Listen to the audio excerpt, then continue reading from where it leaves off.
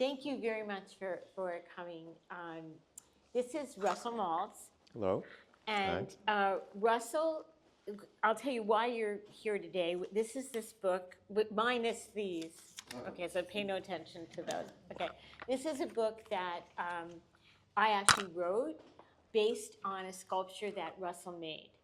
But for all of those that want to see his work right now, if you look to that way, this orange and wooden piece is Russell's work. And so you can see it is using somewhat non-traditional materials for art making, if you will. And his sculpture is definitely using non-traditional materials, such as cinder blocks and plastic Tubes, construction materials. Yeah. And so I'll tell you how this book came to be. This book came to be because Russell made a very large sculpture which still lives in our backyard. And it's very happy there, okay? And it's been there quite a while. Yes, it has been. It has been there quite a while. It was happy till this moment. This true, it's really traumatized. And what happened was I went to the store, and the people who mow our lawn were there mowing the lawn, and I got this bright idea, which turned out to be not so bright, to ask them if they would mind to sort of edge around the sculpture, because it was getting overgrown. And it did not occur to me, honestly, that somebody would not know that that was a sculpture. And so I went merrily to the store, and I returned with my husband, Richard, in the backyard, kind of standing, looking at something, and just staring. And I thought, oh, this could be bad. So I went up to him to find out what was wrong. And as I went to talk to him, I see that half the sculpture is piled on top of each other because they did not know that it was a sculpture. And so they were trying to do a good job. So they decided to mow very Close. close. Yeah, very close. Very close. Because the actual structure of the sculpture is the materials just haphazardly set down as they would be when it would be staged in front of a construction site. So there are spaces in between the materials are leaning against each other, and so when the grass was growing up through them, they felt the best thing to do is move stuff around, right? Exactly. So they can get in there and cut that grass. Now, ordinarily, that would be fine with me, because a lot of the intention of the work is to be recycled into architecture, and it's staged in front of construction sites for that reason. However, Mary would have nothing to do with it. You had nothing to do with that part of it. I went ballistic. I was a crazy person, like really a crazy person. And the problem is I'm pretty funny when I'm mad. So Rich trying not to laugh, while I'm like running around like a lunatic screaming about how awful and stupid these people were. And to be honest, to your point, it was not really their fault. It wasn't. Sort of. Yeah. They were trying to do the best they could. Sort of was. They are no longer with us, by the way. No longer with us. You had them killed? They're gone. Just let's say they're gone. They're gone. They're banned a certain amount of miles away from us. Yes. So no. But anyway, I was pretty upset about this. And I was telling, for those of you who have been to the show before, my co-curator is a woman named Barbara McAdam, and Barbara is a very important, I would say, yes, very important in the city. Actually, she lives here too in Springs, but she's a very good friend of mine. And I was telling her this story, and she was laughing very hard. And she said to me, "You cannot tell me the rest of the story, just write it down. Just be quiet and write it down." And that's how this book got made, okay? Right, And so I wrote it down. And the thing about, though, art, at least from the generation that I come from, which is sort of 1910, so that's like a long time ago, there is, for many artists, I think, that you will all agree that there is sort of like an ethical quality to art making, in the sense that it's sort of visual philosophy. And Right. so incorporated in this book is a little bit about being human. And so being human. Being human. So it is a funny story, but it's also about being who you are, in this case made of cinder blocks, but being who you are. Because you've chosen to use the voice of the sculpture. Yes. And the sculpture is the narrator of this book. Everything is coming from the sculpture's point of view, Yes. having been affected by the outside. From its very making, because Yes. it's very nervous when it's on its flatbed truck. It doesn't know if it's going to be a building or a sculpture or which Or whatever. or what would be better. So I'm Yeah. it didn't know Russell at the time. It would have felt much better if it had already known Russell. Yeah, we met on the street. Yeah, exactly. Literally. Yeah, literally. You met on the street.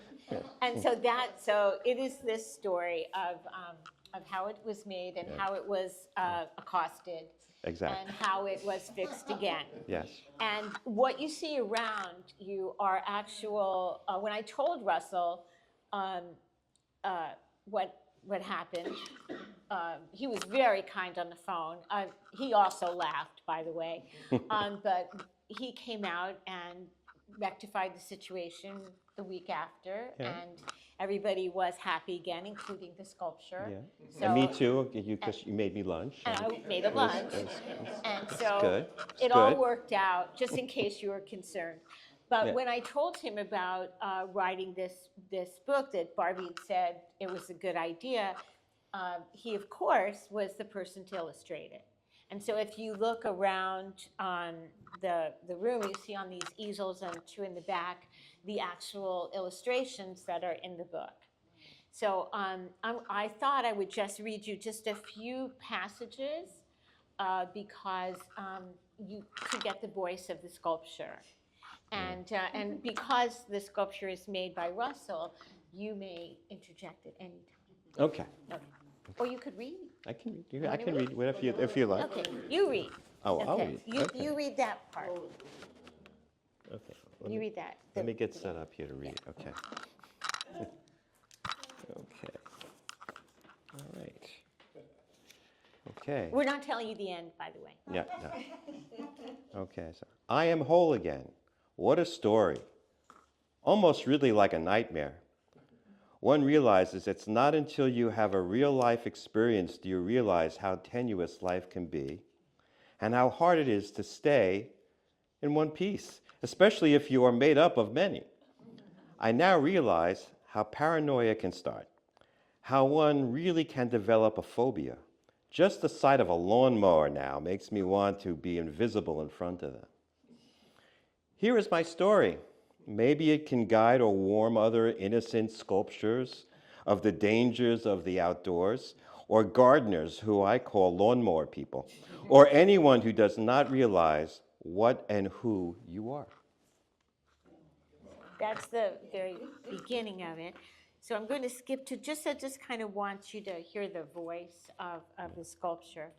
Okay. So in the story, Russell is called the Jean Man, because as you can see, he always wears jeans. So that was easily identifiable. Okay. It's the Jean Man. He puts me this way and that, and then steps back. Sometimes he looks at a paper. It is some sort of sketch. I wonder what it looks like. Will I end up looking like that? I stretch as far as I can, which admittedly isn't very far since I'm made of cement, trying to get a glimpse of the sketch. No luck. Until the G-Man comes over and actually sits on one of my cinders. He's looking at the sketch. I peer over his shoulder and I look at the sketch. Wow, it seems to be something all made up of my parts. Could it be me? Is that me? Is that what I'm supposed to be or become? Now I don't know what I'm looking at or what it's supposed to be, but I must admit I kind of like it. But of course I would say that as it's made up of my parts. I've never seen me on paper. Do I look like that? Is that what I will look like when I'm finished? What will I be when I'm finished? What is that? What am I? So that's like one section. Then this is Russell explaining, or Mr. Gene Man, Mr. Gene Man. explaining to the sculpture, Or Dad. or Dad. He gets to be known I as get Dad. to be Dad on this one. So Dad says, you feel finished, at least for now. I'll come back and check on you again and see. He goes on to say how much he loves the moments, those moments when all the parts come together to make a whole, when the vision is there, and then he laughs.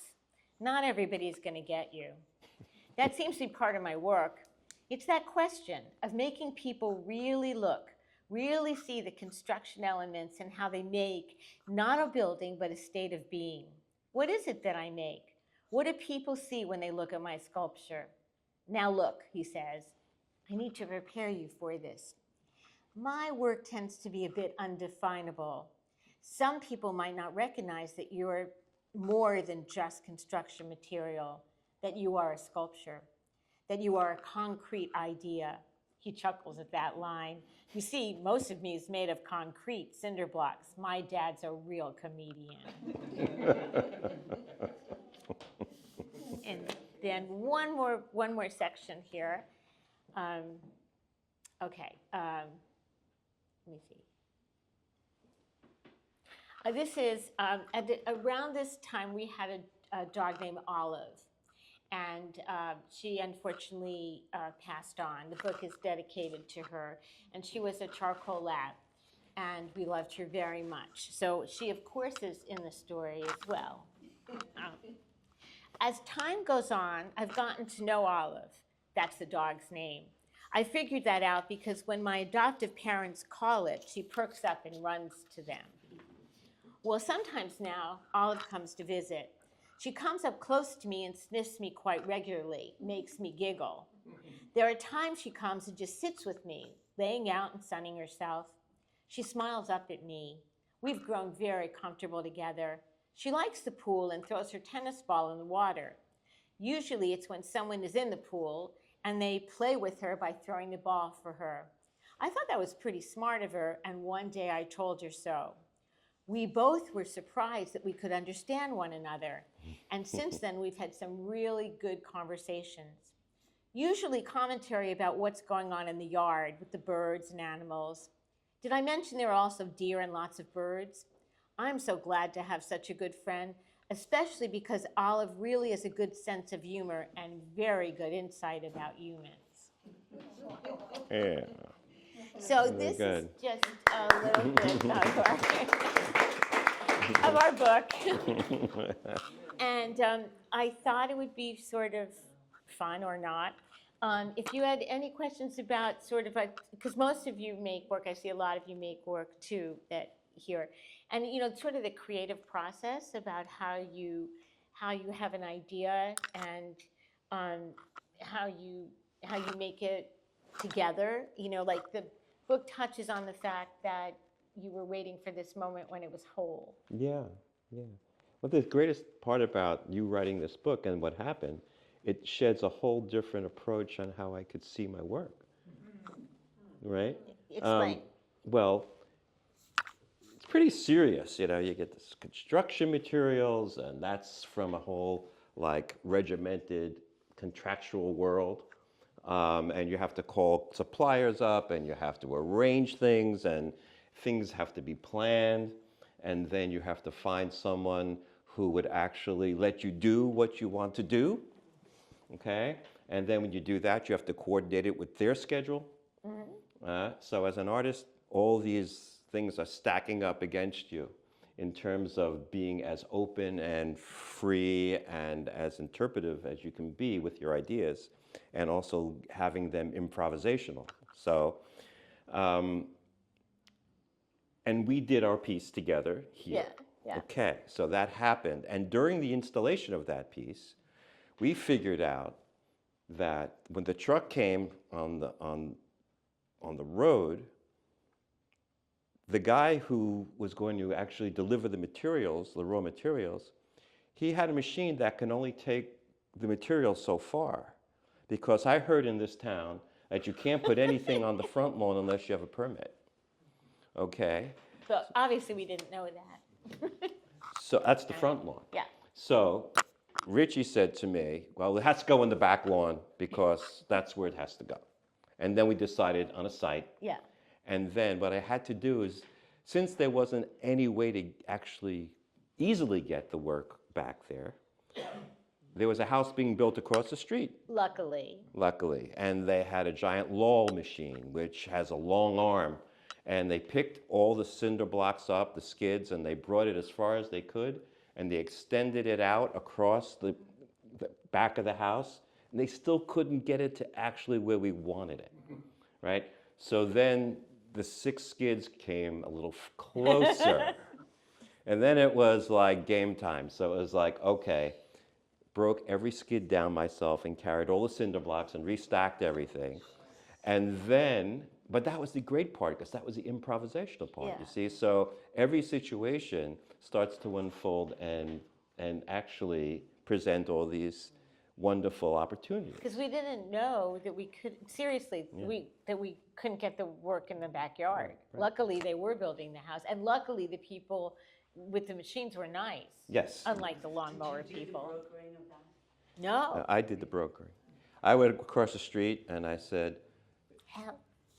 I have something across the street. I need your help, guys. You have this machine. I think it would be great if you can help me. Want to come over and take a look? So they came over and they take a look. I said, I have to move this from here to here. And they said, okay. They were very nice. Hmm? Give us money. Yeah, we gave us some money, but Yeah. he didn't ask for the money. Yeah. Oh, really? No. No. No. Yeah. No. Yeah. Yes, yes, So we got very lucky. Yeah, We yeah. got- Is there a photograph of this sculpture? yes. There is, and Diana, would you mind passing it on your phone around so people could see it? Because we didn't have a picture of it. Sorry? I might have it. Or somebody? Okay. Yeah, but we'll get one. But Yeah. so what ended up really happening was this: the improvisational part kicked in as the major thing, and the sculpture got made. Okay, and it's done as far as I'm concerned. It's finished. The only other way that sculpture would change is if it was in a different situation where a contractor or a builder would say, okay, now I'm going to take this material and use it in my building. And what happens then is that the sculpture becomes part of the building, and then the building becomes art because it's incorporated with artistic elements, elements that have been transformed into artworks. So when Mary told me, you know, she wanted me to do the illustrations, I said, are you kidding? I can't illustrate anything. I said, this is what I do. I just paint on surfaces and I stack things up, and that's what I do. You know, and then I thought about it and I said, well, no, the story is the thing that's most important. It's a re-entry into a different way of experiencing my work from a whole different point of view, which, given the situation, I wouldn't have experienced. No, so we sort of made, we made artwork basically out of an incident. Exactly. Which I think is a great way to like go through life, Yeah, perfect. you know? Yeah. That's it. And hopefully with a sense of humor, you know, hopefully so. And Yes. do you have a picture? I can find a picture. We'll pass I around posted the one. I actual- posted one on the Instagram feed. Oh, thank you, thank you. Oh, okay, you Okay. started it. Okay, good. Okay, so Um, Can Yeah. it be an interactive piece where somebody comes and moves the block over? yeah, well, it is interactive by nature, only because it's originally made so that my collaborators are the tradesmen on the project. So I make the work on a construction site. it stays there for as long as it stays there based on the construction schedule. So, you know, when you go by a construction site, one week you'll see a slab of concrete. The next month you might see the steel columns and beams. And then a month later you might see the block being laid up for the perimeter walls, especially in these large buildings. And so what I do is I say to the guys, okay, can you deliver the blocks 2 months early? Just deliver them and leave them there, right? And I'll paint them. I'll make a sculpture. It'll be in front of your building site. And then when the trades guys, the masons are ready, they just take them and they'll put them in the building, right? So that's how there is an interaction. There's a very close collaboration with all the tradespeople on the project because you need the engineers to move them. Yeah. So did the landscapers then interact with the sculpture by moving them? Yes. Yeah. They absolutely did.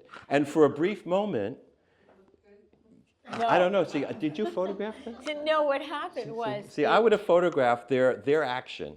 I would have photographed Yeah. as a stage of the identity of that sculpture. But what happened was, yeah. I got so crazy. This is what happened. And It was your fault. it was, well, because I asked them to do it, I agree. But I got so crazy doing that, and I made sculpture myself, so I know about balance and stuff like that. So I couldn't stand it, I mean, because it was like this, and I was just making me a crazy person. So I actually tried to not trying to remake it, but to put it at least back so that if I looked way at you it, I remembered wouldn't it, like yeah. scream. Yeah. You know, and so I kind of was moving the things around to get it so that it was at least balanced, because otherwise it looked like a stack of pancakes, and it was not acceptable to me, kind of thing. But what was interesting to me, for me, about writing the book was that Russell is very conceptual, as you might have noticed, you know, in his art and how you think and people's relationship to it. And I see art in a very humanistic, not to say you're not humanistic, and not to say it, but for me what was really important is what, having been around art, like talking about art, selling art, curating art, making art, for me the thing about art is that it has its own identity to people in different ways. And so it really is this wonderful world where I can look at it and see something different than you can see in it, vice versa. And that when you as the viewer, because I think that's where art occurs, when you as the viewer look at the work, you are contributing to that verb of art. And it's about identity. It's about how inclusivity. inclusivity. About you and based upon what you see, how you see who you are, that's how you see it, and vice versa, what the art gives to you and what you apprehend from it. So for me, it was a really important thing to kind of get across, like the message of the book is that we are who we are what we are, and that many people will never understand us or accept us or know us in the way that we are ourselves, you know, and that's okay. And so that's a big part of the book too, is sort of about the human condition. Were you saying? I was actually going to say the same thing, Marianne. Reading the book, I felt that a big part of it was the pieces of the whole. Right. And the puzzle that makes up a person, and kind of the personality of this artwork, that the complexities, and you might have a piece here that becomes a piece there, but it becomes a whole and a personality. So I felt that in the book. Thank you. That in reading it, you very much were addressing the human aspect of us all being parts of a piece and pieces of a part and all of that. Yeah, thank you for being able to see that in there, because that's important to me. Two questions. One, so you've given personality to inanimate object, to a sculpture. I do that frequently. No, go ahead, sorry. Well, that's what was my question. Yeah. Do you feel like there are other sculptures or other paintings, obviously when you've critiqued or you've looked at or you write about a piece, but have you ever tried to put yourself in the body of it as the personality of a painting, a favorite painting? Could you look at I that painting and feel like what the personality of that painting, what the the answer is I hope so, because you never know. And so let me answer that the best I can. I think when you look at work, even your own that you make, you don't know it, okay, because you don't know what you're doing, really. And I think that you don't really know anybody else's work fully, but there's a way to, when I say there's a way to look at art, when you let art talk to you and you let it tell you about itself, it's closer to what you're saying, you know, because it does inform you very much so. And I do think if you know the artist well, you have a better chance of having that work speak to you more directly from it than from you. right, You know, the voice of the piece. Like I worked a lot with Joyan. I did a retrospective his for like 2 or 3 years in Asia. So I know that work so well. I mean, I was in the studio all the time and whatever. So when I could actually, when they would do interviews in Asia, I would speak for him. You know, and at first I would call him up and say, can I say this about your work? You know, because I think that's important. You shouldn't take it over. You should respect the artist. And after a while, he's like, no, you know that work. You just talk. So I think you don't have to do anything, but I think to appreciate works of art to their fullest is just like people, it's like you have to listen. You know, if you listen, you hear more. I don't know if that answered that question. Yeah, no, but- it's great. Yeah. Second question, well, like, you can come back to maybe other people. No, I was just going to ask that question of your relationship and how that fed into, but you answered that already, knowing Russell so well. Oh, and yeah. having that be a part of conversation in the book. Yeah, oh, That you're referring to. yeah. But I did check with you afterwards, like, can I say this about? Yes, yeah. And I was very appreciative of that, you know. You know, yeah. But you're right, I do that work I well. do have a question. Was there any sense of, it has, even though it's a very, really, has some really solid intellectual concepts, was there a feeling of, like, a children's book too? It has the feeling of a children's book. Was that something that you were thinking about at all? Well, it's funny that you say that, like, I wasn't thinking at all, okay? No, I'm being really serious. Like, I just wrote the story, and I'm not that, I'm more unconscious in general than conscious, always, you know? So, seriously, I mean, it's just how I am, you know? And so I didn't say, like, I have to have this voice or this appeals to everything, but we were working at one point, we were working with this potential publisher, and all of a sudden there was like, oh, well, there's a children's aspect to this book, you know, and For me, it didn't work. work as a children's book, but I think we wanted to try to keep it on the lighter side of a situation, so it can be that universal in terms of the message, right? But when I go back and read the book, the tone is childlike. Yes. But when you really think about the concepts and the language, it's not. So I don't think it would be a good children's book. But for a moment, it's like, yeah, that could. It has the that. sensation of Yeah. as you Yeah. said, the language. Well, Yeah. even the drawings. And the drawings. Well, I try to keep it as playful as possible. I mean, you have to have a sense of humor, otherwise you shoot yourself. Do we go to commercial break You now? go to You had another question? Well, my second question was exactly that. Was it ever intended to be a children's book? And has there been any reaction, has it been read to a 5-year-old or a 10-year-old? It has not yet. Not yet. It has not It'd yet, be but it will be interesting to see interesting. What a 3-year-old, 5-year-old, 7-year-old gets from it. Yeah, I'm curious about that. I just need to get to the youngins to be able to find out, you know. Bridgehampton Library does story time.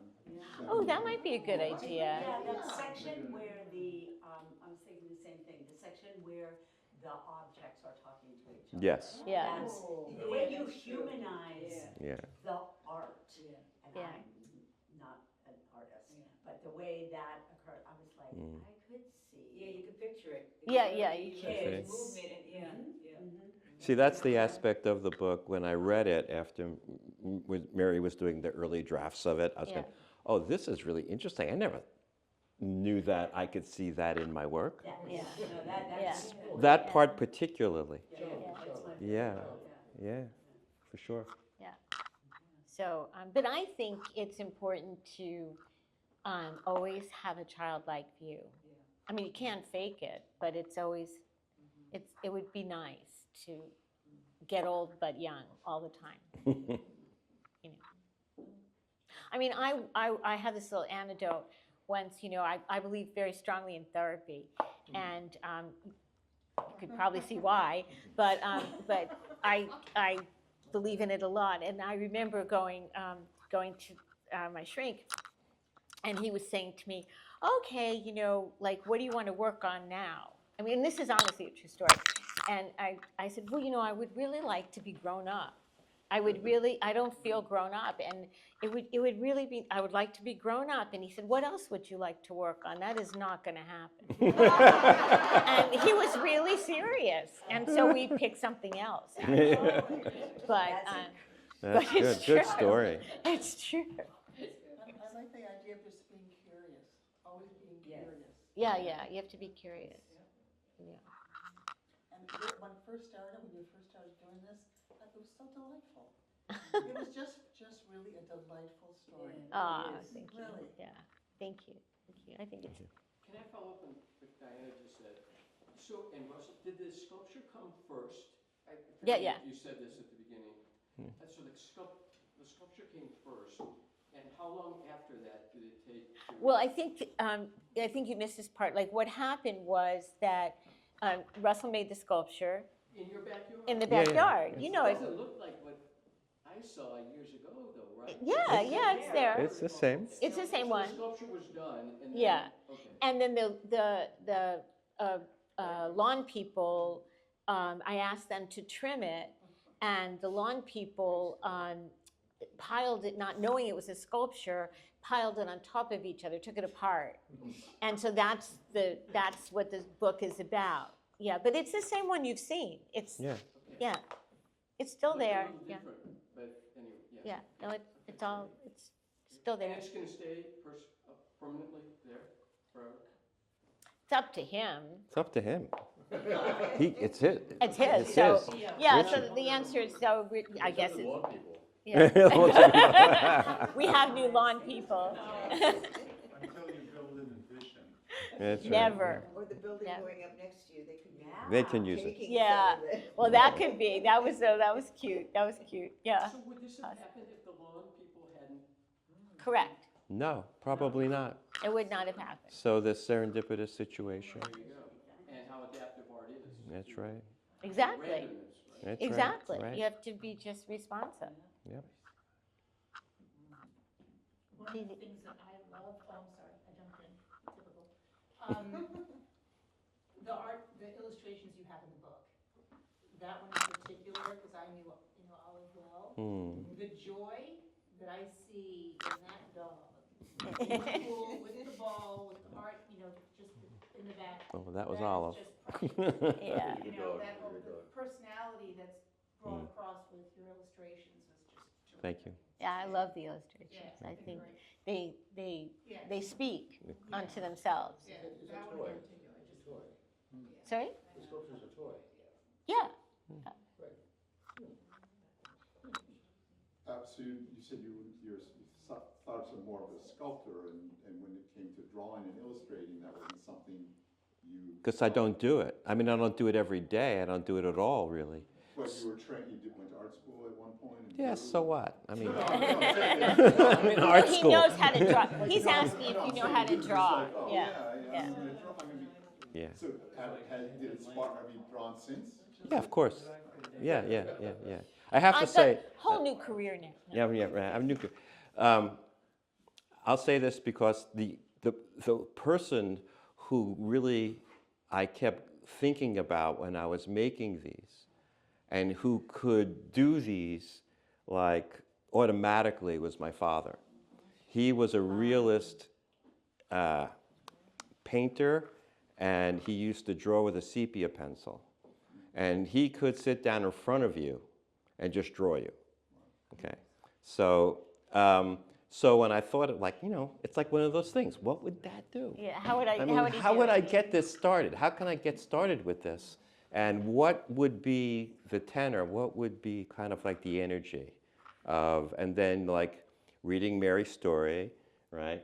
Knowing the sculpture, and that voice, I just started, right? And one thing led to another. Yeah. And like you think about all the things, like, you just keep working, right? Because that's what we do as artists. We keep working and inventing and experimenting and Yeah, that try it didn't again. work. But then all of a sudden things started to come together. Oh, this is what it should look like.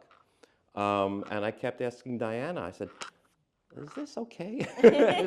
is this, because I had never done it before.